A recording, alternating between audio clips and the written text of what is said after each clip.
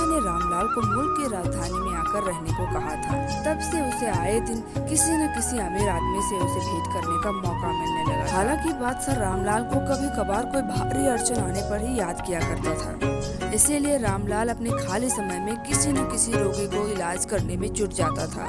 रामलाल गरीबों का इलाज मुफ्त में करता था, लेकिन अमीरों को यदि इलाज करने की जरूरत पड़े तो उससे अच्छी खासी मोटी रकम लेता था।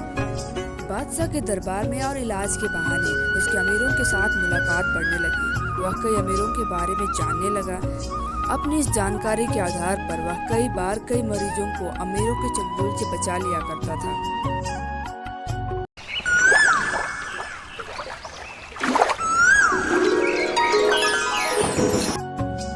एक बार की बात है, सेठ के पेट में बहुत तेज दर्द उठा। अरे मेरे पेट को क्या हो गया है? दर्द हो रहा है। रामू श्यामू कहा सब मर गए। जी मालिक। ऐसे कई हकीमों के घर अपने नौकरों को दवाई लेने भेजा,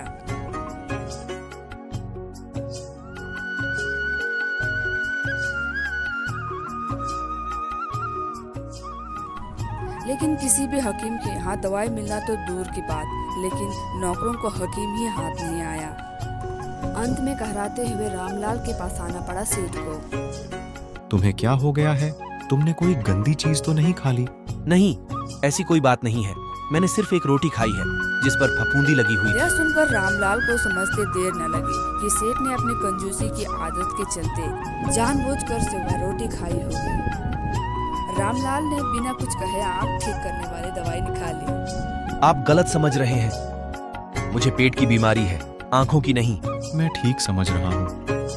अगर तुम्हारी आंखें ठीक होती तो इतनी बड़ी उम्र में फफूंदी वाली रोटी न खाते। इसीलिए पेट से पहले तुम्हारी आंखों का इलाज जरूरी है।